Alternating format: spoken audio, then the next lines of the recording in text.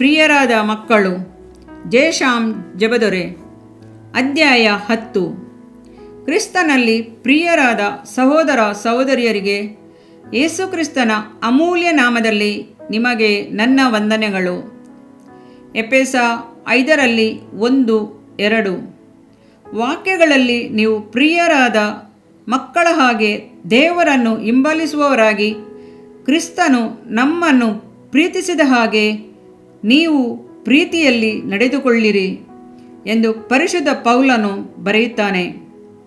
ಒಂದು ಸಾರಿ ಒಬ್ಬ ಅಜ್ಜಿ ಒಬ್ಬ ಚಿಕ್ಕ ಬಾಲಕನನ್ನು ನೋಡಿ, ನೀನು ದೇವರ ಮಗುವ ಇಲ್ಲವೇ ಸೈತಾನನ ಮಗುವ ಎಂದು ಕೇಳಿದರು. ಅದಕ್ಕೆ ಆ ಮಗುವು ಸ್ವಲ್ಪವೂ ಹಿಂಜರಿಯದೆ ನಾನು ದೇವರ ಮಗು ಎಂದಿತು. ಹಾಗಾದರೆ ನೀನು ಸತ್ಯವೇದವನ್ನು ಓದಿದೆಯಾ, ಪ್ರಾರ್ಥಿಸಿದೆಯಾ ಎಂದು ಕೇಳಿದಾಗ ಅವನು ಇಲ್ಲವೆಂದನು.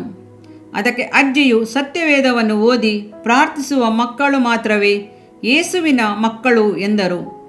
ಸತ್ಯವೇದದಲ್ಲಿ ದೇವರ ಮಕ್ಕಳು ಯಾರು, ಅವರು ಎಂಥವರು ಎಂಬ ಕಾರ್ಯಗಳನ್ನು ಗಮನಿಸೋಣ. ಯಾರ್ಯಾರು ಆತನನ್ನು ಅಂಗೀಕರಿಸಿದರೋ, ಅಂದರೆ ಆತನ ಹೆಸರಿನಲ್ಲಿ ನಂಬಿಕೆ ಇಟ್ಟರೋ, ಅವರಿಗೆ ದೇವರ ಮಕ್ಕಳಾಗುವ ಅಧಿಕಾರ ಕೊಟ್ಟನು. ಯೆಹೋವನ 1:12 ನೀನು ಆತನ ಹೆಸರಿನಲ್ಲಿ ನಂಬಿಕೆ ಇಟ್ಟು ನಿನ್ನ ಪಾಪವು ಪರಿಹಾರವಾಗುವಂತೆ ಆತನ ಪರಿಶುದ್ಧ ರಕ್ತದಿಂದ ತೊಳೆಯಲ್ಪಟ್ಟು ಆತನನ್ನು ಸ್ವಂತ ರಕ್ಷಕನನ್ನಾಗಿ ಅಂಗೀಕರಿಸಿಕೊಂಡರೆ ನೀನು ದೇವರ ಮಗುವಾಗುವಿ. ಯೇಸುಕ್ರಿಸ್ತನ ರಕ್ತವು ಸಕಲ ಪಾಪವನ್ನು ನಿವಾರಣೆ ಮಾಡಿ ನಿನ್ನನ್ನು ಶುದ್ಧ ಮಾಡುತ್ತದೆ. ನೀನು ಹೊಸ ಸೃಷ್ಟಿಯಾಗುವಿ. ಈ ಕಾಲದಲ್ಲಿ ರಕ್ಷಣೆ ಹೊಂದಿದ್ದೇನೆ ಎಂದು ಹೇಳುವುದು ಒಂದು ಪ್ಯಾಷನ್ ಆಗಿದೆ. ಪ್ರೈಸ್ ದ ಲಾರ್ಡ್, ಅಲ್ಲೆಲುಯಾ ಎಂದು ಹೇಳುವವರ ಜೀವನವನ್ನು ಗಮನಿಸಿದರೆ ಕೆಲವರ ರಕ್ಷಣೆಯ ಅನುಭವವು ಸಂದೇಹಕರವಾಗಿರುತ್ತದೆ. ಸ್ನೇಹಿತನೇ, ನಿನ್ನನ್ನೇ ನೀನು ಪರೀಕ್ಷಿಸಿಕೋ. ಕ್ರೈಸ್ತ ತಂದೆ ತಾಯಿಗಳಲ್ಲಿ ಹುಟ್ಟಿರಬಹುದು, ಸೇವೆಯಲ್ಲಿ ತೊಡಗಿರಬಹುದು, ಆದರೆ ಹೃದಯವಾದರೂ ದೇವರಿಂದ ದೂರವಾಗಿದೆ. ಹೌದಲ್ಲವೇ? ರಕ್ಷಣೆಯ ಅನುಭವವನ್ನು ನೀನು ನಿಜವಾಗಿಯೂ ಹೊಂದುವುದಾದರೆ ಎಷ್ಟು ಆನಂದ, ಎಷ್ಟು ಸಂತೋಷ ಗೊತ್ತೇ? ಸಮಾಧಾನಪಡಿಸುವವರು ಧನ್ಯರು, ಅವರು ದೇವರ ಮಕ್ಕಳು ಅನ್ನಿಸಿಕೊಳ್ಳುವರು.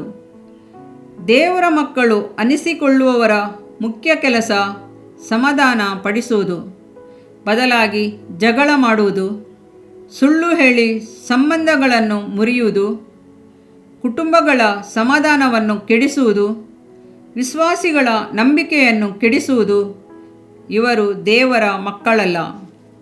ನಿಮ್ಮ ವೈರಿಗಳನ್ನು ಪ್ರೀತಿಸಿರಿ, ನಿಮ್ಮನ್ನು ಶಪಿಸುವವರನ್ನು ಆಶೀರ್ವದಿಸಿರಿ, ನಿಮ್ಮನ್ನು ಹಿಂಸೆ ಪಡಿಸುವವರಿಗಾಗಿ ಪ್ರಾರ್ಥಿಸಿರಿ. ಹೀಗೆ ಮಾಡಿದರೆ ನೀವು ಪರಲೋಕದಲ್ಲಿರುವ ನಿಮ್ಮ ತಂದೆಗೆ ಮಕ್ಕಳಾಗುವಿರಿ. ಮತ್ತಾಯ 5:44-45 ನೀನು ಶತ್ರುಗಳನ್ನು ಪ್ರೀತಿಸುವೆಯಾ? ಸ್ವಲ್ಪ ಯೋಚಿಸಿ ನೋಡು. ಸತ್ಯವೇದವನ್ನು ಚೆನ್ನಾಗಿ ಓದಿ ತಿಳಿದಿರುವಿ. ಕಟ್ಟಳೆಗಳನ್ನು ಕೈಗೊಳ್ಳುವುದರಲ್ಲಿ ಆಸಕ್ತಿಯೂ ಇದೆ. ಆದರೂ ಕೆಲವು ಸಮಯಗಳಲ್ಲಿ ಇತರರು ನಮ್ಮ ಬಗ್ಗೆ ಏನು ತಿಳಿದುಕೊಳ್ಳುತ್ತಾರೋ ಎಂದು ಸತ್ಯವೇದ ವಾಕ್ಯಗಳಿಗೆ ವಿರುದ್ಧವಾದ ಕಾರ್ಯಗಳನ್ನು ಬೇಕೆಂದೇ ಮಾಡುವಿ. ನೀನು ದೇವರಿಗೆ ಮೆಚ್ಚುಗೆಯಾಗಿ ಜೀವಿಸಲು ಇಷ್ಟಪಡುವಿಯಾ? ಇಲ್ಲವೇ ಲೋಕದ ಜನರನ್ನು ಮೆಚ್ಚಿಸಲು ಬಯಸುವಿಯಾ? ದೇವರನ್ನು ಮೆಚ್ಚಿಸುವುದು ಲೋಕದ ಜನರನ್ನು ಮೆಚ್ಚಿಸುವುದು ಅಸಾಧ್ಯವಾದ ಕಾರ್ಯ. 1 ಯೋಹನ 3:9-10 ವಾಕ್ಯಗಳನ್ನು ನೋಡುವುದಾದರೆ, ದೇವರಿಂದ ಹುಟ್ಟಿದವರೆಲ್ಲರೂ ದೇವರ ಮಕ್ಕಳು, ಇತರರೆಲ್ಲರೂ ಸೈತಾನನ ಮಕ್ಕಳು ಎಂದು ನೋಡುವೆವು. ಅದು ಮಾತ್ರವಲ್ಲ, ತನ್ನ ಸಹೋದರನನ್ನು ಪ್ರೀತಿಸದಿರುವವನು ದೇವರಿಂದ ಹುಟ್ಟಿದವನಲ್ಲ.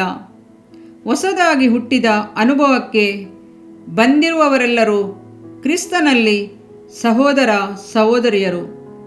ನೀನು ಕ್ರಿಸ್ತನ ಮಗು ಎಂದು ಹೇಳಿಕೊಂಡು ಎಷ್ಟು ಜನರನ್ನು ಪ್ರೀತಿಸದೇ ಇರುವಿ? ತನ್ನ ಸಹೋದರನನ್ನು ಪ್ರೀತಿಸದೆ ಇರುವವನು ಅವನನ್ನು ದ್ವೇಷಿಸುತ್ತಾನೆ. ಅವನಲ್ಲಿ ನಿತ್ಯ ಜೀವವಿಲ್ಲ. 1 ಯೋಹನ 3:15. ದೇವರನ್ನು ಪ್ರೀತಿಸುವುದು ನಿಜವೆಂದಾದರೆ ಆತನ ಮಕ್ಕಳನ್ನು ಪ್ರೀತಿಸದೇ ಇರಲಾರನು, ಆತನ ಆಜ್ಞೆಗಳನ್ನು ಕೈಗೊಳ್ಳದೆ ಇರಲಾರನು. 1 ಯೋಹನ 5:2. ಯಾರ್ಯಾರು ದೇವರ ಆತ್ಮನಿಂದ ನಡೆಸಿಕೊಳ್ಳುತ್ತಾರೋ ಅವರು ದೇವರ ಮಕ್ಕಳು. ರೋಮಾಪುರ 8:14. ದೇವರ ಮಗು ಎಂದು ಹೇಳುವ ನೀನು ದೇವರ ಆತ್ಮನಿಂದ ನಡೆಸಲ್ಪಡುತ್ತಿರುವೆಯಾ? ಜೀವನದಲ್ಲಿ ಹೋರಾಟಗಳು, ಸಮಸ್ಯೆಗಳು ಬರುವಾಗ ನೀನು ಕಳವಳಗೊಳ್ಳುವಿ, ಚಿಂತೆ ಮಾಡುವಿ, ಪ್ರಾರ್ಥಿಸುವಿ, ಮೊಣಕಾಲುರುವಿ. ಆಗ ನಿನ್ನ ಮನಸ್ಸಿನಲ್ಲಿ ಬರುವ ಆಲೋಚನೆಗಳು, ಯಾಕೆ ನನ್ನ ಸಹೋದರನನ್ನು ಪ್ರೀತಿಸಬೇಕು?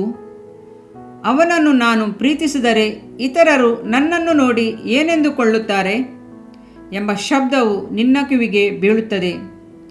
ತಿರುಗಿ ತಿರುಗಿ ನೀನು ಪ್ರಾರ್ಥಿಸುವಾಗ ದೇವರ ವಾಕ್ಯವು ನಿನ್ನ ಮುಂದೆ ಬಂದು ನಿಲ್ಲುತ್ತದೆ. ಕಂಡ ಸಹೋದರನನ್ನು ಪ್ರೀತಿಸಿದವನು ಕಾಣದಿರುವ ಸಹೋದರನನ್ನು ಹೇಗೆ ಪ್ರೀತಿಸುತ್ತಾನೆ? ಪ್ರಾರ್ಥಿಸಿ ಮುಗಿಸಿದ ಮೇಲೆ ಮೊದಲ ಶಬ್ದ ಸೈತಾನನೆಂದು, ಎರಡನೇ ಶಬ್ದ ದೇವರದೆಂದು ತಿಳಿಯುವಿ. ಹೇಗೆ ಕಾರ್ಯವನ್ನು ಪ್ರಾರಂಭಿಸುವುದೆಂದು ನೀನು ಯೋಚಿಸುತ್ತಿರುವಾಗಲೇ ನಿನ್ನ ಪ್ರೀತಿಯ ಬಂಧುಗಳು, ಆತ್ಮೀಯರು ನಿನ್ನ ಹತ್ತಿರ ಬಂದು ಪ್ರಾರ್ಥಿಸುವುದು ಒಳ್ಳೆಯದು ಎನ್ನುತ್ತಾರೆ. ಆದರೆ ನಮ್ಮ ದೃಷ್ಟಿಗೂ ಇತರ ಜನರ ದೃಷ್ಟಿಗೂ ಒಳ್ಳೆಯದಾಗಿರುವುದನ್ನು ಮಾಡೋಣ ಎನ್ನುತ್ತಾರೆ. ಆಗ ಹೌದು, ಅದೇ ಸರಿ, ಅವರು ದೇವರಿಂದ ಕಳುಹಿಸಲ್ಪಟ್ಟವರು ಎಂದು ನೆನೆಸಿ ಅವರು ಹೇಳುವುದನ್ನೇ ಮಾಡಲು ತೀರ್ಮಾನಿಸುವಿ. ಸ್ನೇಹಿತನೇ, ಮೂರನೆಯದಾಗಿ ನೀನು ಕೇಳಿದ ಶಬ್ದವು ಮನುಷ್ಯನ ಶಬ್ದ. ನೀನು ಆತ್ಮನಿಂದ ನಡೆಸಲ್ಪಟ್ಟರೆ ದೇವರ ಶಬ್ದಕ್ಕೆ ಕಿವಿಗೊಡುವಿ.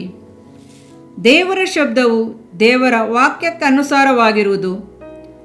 ಅಂತರ್ಯದಲ್ಲಿ ದೇವ ಸಮಾಧಾನವು ತುಂಬಿಕೊಳ್ಳುತ್ತದೆ.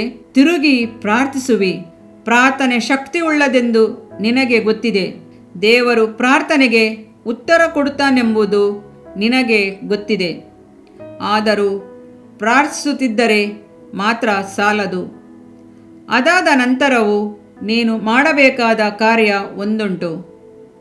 ಇಸ್ರೇಲ್ ಜನರನ್ನು ನಡೆಸುವಾಗ ಎದುರಿಗೆ ಕೆಂಪು ಸಮುದ್ರ, ಹಿಂದೆ ಫರೋಹನ ಸೈನ್ಯ. ಮೋಶೆ ದೇವರಿಗೆ ಮೊರೆಯಿಡುತ್ತಾನೆ. ಆಗ ಕರ್ತನು ಮೋಶೆಯನ್ನು ನೋಡಿ, ನನಗೆ ಮೊರೆ ಹಿಡಿಯುವುದೇನು? ಹೊರಡಿರಿ ಎಂದು ಇಸ್ರಾಯೇಲರಿಗೆ ಹೇಳು. ನೀನು ನಿನ್ನ ಕೋಲನ್ನು ಸಮುದ್ರದ ಮೇಲೆ ಚಾಚು, ಸಮುದ್ರ ಇಬ್ಬಾಗವಾಗುತ್ತದೆ. ಆಗ ಅವರು ಸಮುದ್ರ ಮಧ್ಯದಲ್ಲಿ ಒಣನೆಲದಲ್ಲಿ ನಡೆದಂತೆ ನಡೆದು ಹೋಗುವರು ಎಂದನು. ವಿಮೋಚನಕಾಂಡ 14:15-16. ಕುಳಿತಿದ್ದ ಯೆಹೆಜ್ಕೇಲನೊಂದಿಗೆ ದೇವರು, ಮಾನವ ಪುತ್ರನೇ, ಕಾಲೂರಿ ನಿಂತುಕೋ, ನಿನ್ನೊಂದಿಗೆ ಮಾತಾಡುವೆನು ಎಂದು ದೇವರಾತ್ಮನು ಹೇಳಿದನು.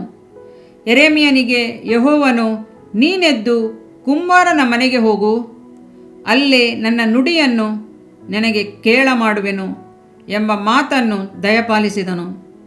ಯೆರೆಮೀಯ 18:2. ಆದುದರಿಂದ ಸಮಸ್ಯೆಗಳ ಮಧ್ಯದಲ್ಲಿರುವ ನೀನು ಅಲ್ಲಿಂದ ಹೊರಟು ಹೋಗಬೇಕು, ಕೋಲನ್ನು ಚಾಚಬೇಕು, ಎದ್ದು ಕಾಲೂರಿ ನಿಲ್ಲಬೇಕು. ಬೇರೆ ರೀತಿಯಲ್ಲಿ ಹೇಳಬೇಕಾದರೆ, ಪ್ರಾರ್ಥಿಸಿದ ನಂತರ ಸಮಸ್ಯೆಗಳು ತೀರಲು ನೀನು ಮಾಡಬೇಕಾದ ಕಾರ್ಯ ಒಂದುಂಟು. ಸಹೋದರನನ್ನು ಪ್ರೀತಿಸಿದವನು ಆ ಸಹೋದರನ ಬಳಿಗೆ ಹೋಗಿ ಕ್ಷಮೆ ಕೇಳಬೇಕು. ಇಬ್ಬರೂ ಸೇರಿ ಪ್ರಾರ್ಥಿಸಬೇಕು. ದೇವರು ನಿನ್ನನ್ನು ತನ್ನ ಪರಿಶುದ್ಧಾತ್ಮನಿಂದ ತುಂಬಿಸಿ ಎಲ್ಲ ಕಾರ್ಯದಲ್ಲಿಯೂ ನಿನ್ನನ್ನು ಸರಾಗವಾದ ಮಾರ್ಗದಲ್ಲಿ ನಡೆಸುತ್ತಾನೆ. ನೀನು ದೇವರ ಮಗುವಾಗುವಿ.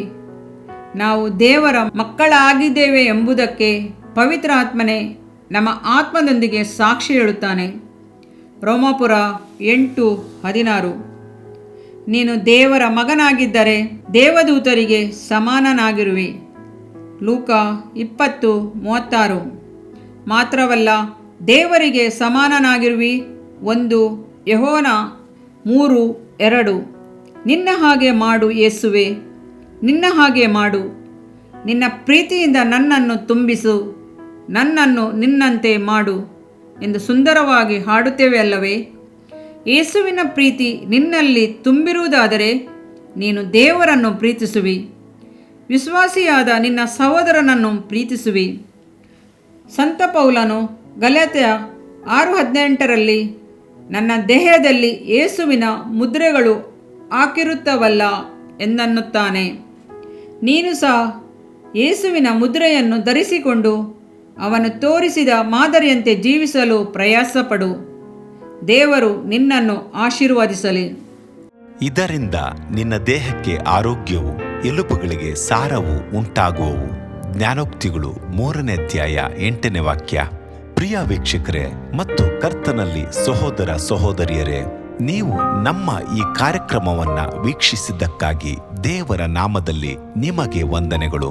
ದೇವರ ವಾಕ್ಯವು ನಮ್ಮ ಎಲುಬಿಗೆ ಬಲವೂ ಸಾರವೂ ಆಗಿದೆ ಎಂದು ಸತ್ಯವೇದವು ಹೇಳುವಂತೆ ಈ ಕಾರ್ಯಕ್ರಮವು ನಿಮಗೆ ಆಶೀರ್ವಾದಕರವಾಗಿದೆ ಎಂದು ನಂಬುತ್ತೇವೆ. ಪ್ರಿಯ ವೀಕ್ಷಕರೇ, ನಮ್ಮ ಈ ಸೇವೆಗಾಗಿ ಪ್ರಾರ್ಥಿಸಿರಿ ಮತ್ತು ಎಲ್ಲಾ ಕಾರ್ಯಕ್ರಮಗಳನ್ನ ಇತರರೊಂದಿಗೆ ಶೇರ್ ಮಾಡಿರಿ.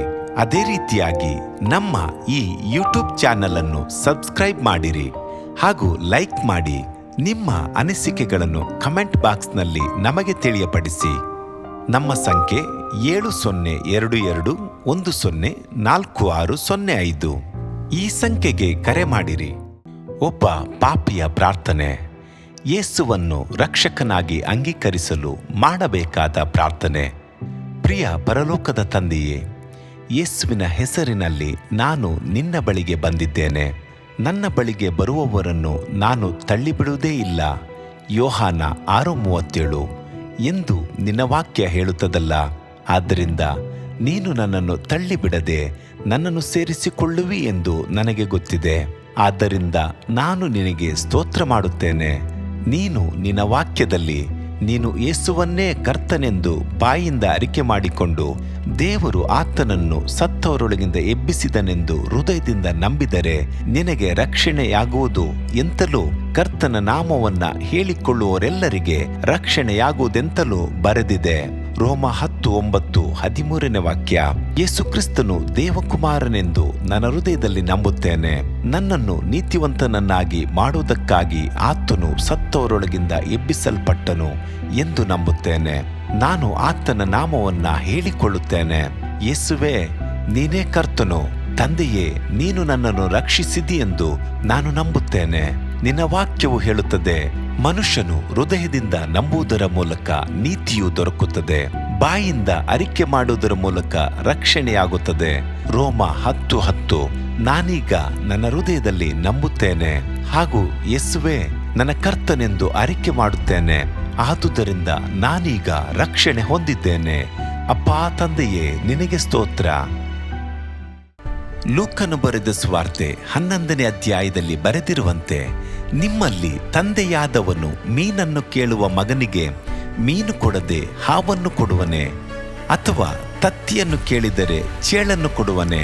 ಹಾಗಾದರೆ ಕೆಟ್ಟವರಾದ ನೀವು ನಿಮ್ಮ ಮಕ್ಕಳಿಗೆ ಒಳ್ಳೆ ಪದಾರ್ಥಗಳನ್ನ ಕೊಡಬಲ್ಲವರಾದರೆ ಪರಲೋಕದಲ್ಲಿರುವ ನಿಮ್ಮ ತಂದೆಯು ತನ್ನನ್ನು ಬೇಡಿಕೊಳ್ಳುವವರಿಗೆ ಎಷ್ಟೋ ಹೆಚ್ಚಾಗಿ ಪವಿತ್ರಾತ್ಮ ವರವನ್ನ ಕೊಡುವವನಲ್ಲವೇ ಅಂದನು. ತಂದೆಯೇ, ನೀನು ಕೇಳಿಕೊಳ್ಳುವವರಿಗೆ ಪವಿತ್ರಾತ್ಮನ ವರವನ್ನು ಹೇರಳವಾಗಿ ಕೊಡುವಾತನಾಗಿದ್ದಿ. ಆದ್ದರಿಂದ ನನ್ನ ಮೇಲೆಯೂ ನಿನ್ನ ಆತ್ಮನನ್ನು ಸುರಿಸಬೇಕಾಗಿ ಬೇಡಿಕೊಳ್ಳುತ್ತೇನೆ. ಕೀರ್ತನೆ 81:10 ಬರೆದಿದೆ, ಅಗಲವಾಗಿ ಬಾಯಿದೆರೆಯಿರಿ, ಅದನ್ನು ತುಂಬಿಸುವೆನು. ಕರ್ತನೇ, ನನ್ನನ್ನು ಪವಿತ್ರಾತ್ಮನಿಂದ ತುಂಬಿದಂತ ನೀನು ನನ್ನನ್ನು ಅನ್ಯ ಭಾಷೆಯ ವರದಿಂದಲೂ ತುಂಬುವವನಾಗಿದ್ದಿ ಎಂದು ನಂಬುತ್ತೇನೆ. ಅದರಂತೆ ನಾನು ನನ್ನ ಬಾಯಿಯನ್ನು ತೆರೆದು ನಿನ್ನ ಸ್ತೋತ್ರ ಮಾಡುವಾಗ ಅನ್ಯ ಭಾಷೆಯ ಅಭಿಷೇಕದಿಂದ ನನ್ನನ್ನು ತುಂಬುವವನಾಗಿದ್ದಿ ಎಂದು ನಂಬುತ್ತೇನೆ. ಈಗ ನೀವು ನಿಮ್ಮ ಬಾಯಿಯನ್ನು ತೆರೆದು ಮಾತನಾಡುವಾಗ ಪವಿತ್ರಾತ್ಮನು ನಿಮ್ಮ ಬಾಯಿಯನ್ನು ತನ್ನ ಭಾಷೆಯಿಂದ ತುಂಬುವವನಾಗಿದ್ದಾನೆ. ಇದು ದೇವರ ಭಾಷೆಯಾಗಿದೆ. ಈ ಅಭಿಷೇಕವನ್ನ ಹೊಂದಿಕೊಳ್ಳಲು ನೀವು ನಿಮ್ಮ ಸ್ವರವನ್ನ ಉಪಯೋಗಿಸಬೇಕು. ಅದರಿಂದ ನೀವು ನಿಮ್ಮ ಬಾಯನ್ನು ತೆರೆದು ದೇವರಿಗೆ ಸ್ತೋತ್ರ ಮಾಡುವಾಗ ದೇವರು ನಿಮ್ಮನ್ನು ಅನ್ಯ ಭಾಷೆಯ ವರದಿಂದ ತುಂಬುವವನಾಗಿದ್ದಾನೆ. ಪ್ರಿಯರೇ, ಈಗ ನೀವು ಪವಿತ್ರಾತ್ಮನಿಂದ ತುಂಬಲ್ಪಟ್ಟ ಆತನ ಪ್ರಿಯ ಮಕ್ಕಳಾಗಿದ್ದೀರಿ. ದೇವರ ನಾಮಕ್ಕೆ ಸ್ತೋತ್ರವಾಗಲಿ.